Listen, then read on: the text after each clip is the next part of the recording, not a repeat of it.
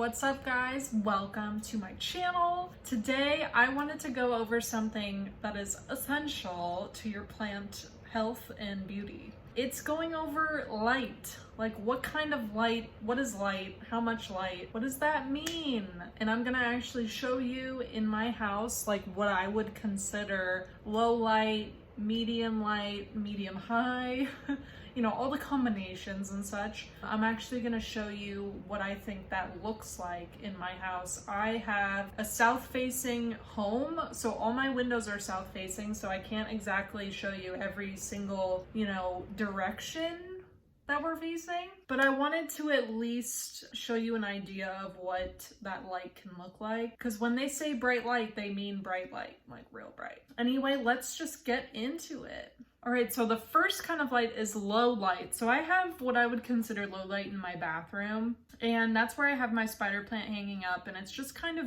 it's pretty dim in there, but the thing about it is it's west facing. It's like west north-ish facing. So it gets some direct sun at around 4 p.m. every day, between 4 and 5:30. I can never remember, I don't know. I don't like track it. That is a great spot for plants that can't necessarily handle all the intensity of bright light, but they like some medium to low light. And spider plants are perfect for that environment. Pothos are perfect for that environment. Things like ivy or something like that, they would thrive in there. And it's a bathroom, so it's really high humidity. And I've really noticed the difference in my spider plant since hanging it up in there. It's put on a lot of growth. I have my maidenhair fern in my bathroom as well, but I think that is a little too low light for them. It's a northwestern window. That I would definitely consider low light. So I would, for the most part, low light, only put like pothos, maybe spider plant, and that's pretty much it. Like those are the only plants that have really thrived in lower light. Things like if you hold out your hand and you're casting just barely a shadow. So that's what I always do, is you hold up your hand against the wall, hold it about a foot back, and if you can barely see a shadow, that is low light. Medium light is when you hold your hand about a foot away from a wall and you see just barely like the outline of your hand. Like you can kind of differentiate, like, okay, that's my hand. It's not just like a blob of like a ghost thing. See the shadow behind my hand right now? Like you can kind of see the outline of my fingers and you can see my thumb pretty clearly. That I would consider medium to higher light, but medium to low is just like a couple notches below that. It's really hard to explain on a video.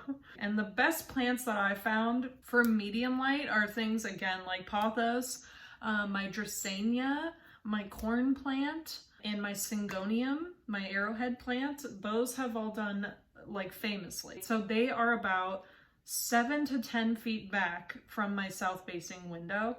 And that is the range for medium light. So if you have an eastern or western window, 5 to 7 feet back would probably be considered medium light. So again, if you hold your hand up, you know, you hold a piece of paper, like a white piece of paper, hold your hand in front of that and just measure the intensity of your shadow. So in my bedroom, on my dresser, that is what I would consider medium light, and only things like my dracenia and pothos really thrive there. I've had other plants on there that needed an upgrade, like my philodendron, it needed an upgrade from that area. It didn't thrive in medium light, it needed brighter light. So I will show you my brightest light right now. For highlight, that's like right up on that window, honey. So if you hold up a white piece of paper, you cast your hand's shadow onto that piece of paper, you can clearly see the shadow of your hand and it's pretty dark, then that is bright light. That's what you need. And that's about 1 to 3 feet away from your window, especially from a south-facing window. Right up against it is almost direct light. So you have to be careful. You have to make sure you either have blinds or shades or, you know, what are they called? Curtains. I forgot what they're called because I don't have any. You want to have like at least a sheer curtain or something, because a lot of house plants can't handle direct sun. So if you have a south-facing window, you know, tread carefully, make sure you're not burning anybody to death, because that's never fun. In my living room, I have this really hot, intense south-facing window with no like coverage from no trees outside, nothing like that. And my philodendrons love the spot they're in. They're about a foot back to the side of my window. So they're not in front of it at all. They're to the side, about a foot away, and that's the perfect amount of exposure. They get a lot of really, really bright indirect light. And that's what the bright indirect means. They're like right by the window, but off to the side a little bit. They'll never get direct sun hitting their leaves and burning them, you know? They don't want that. Another option is I have like a little table off to the side, but since my window is a little southwestern, a lot of my plants on the eastern side of my living room get some dappled direct light, and that is like ideal, perfect situation for some of them, especially my ficus.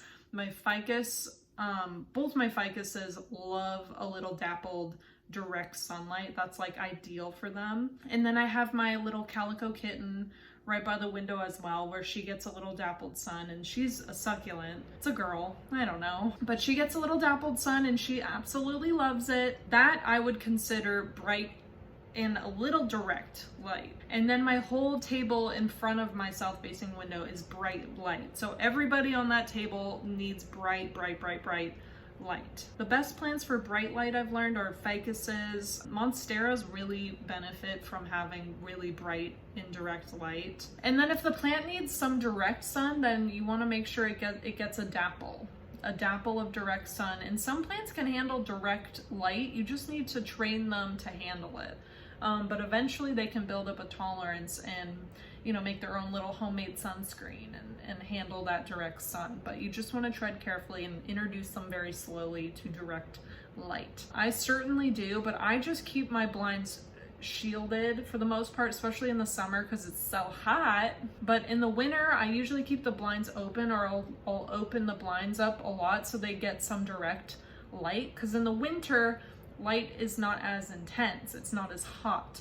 But in the summer, I keep them drawn all the time. And then in my kitchen window, it's also south facing and it's so bright. Like I can't even film those plants properly because it's so bright. And the only plant that really just tripled in size is my umbrella tree. So the umbrella tree loves that like really, really intense heat from that. It's just like right there, like the sun is so intense in the kitchen, and the umbrella tree is tough enough to handle like the changes in temperature, because when I'm cooking it gets even hotter in there, and the umbrella tree is completely unfazed by that. So I love the umbrella tree for that kind of intense, bright, direct light, because it really does get a lot of direct sun and it never burns or anything like that. That's considered extremely bright light with some direct.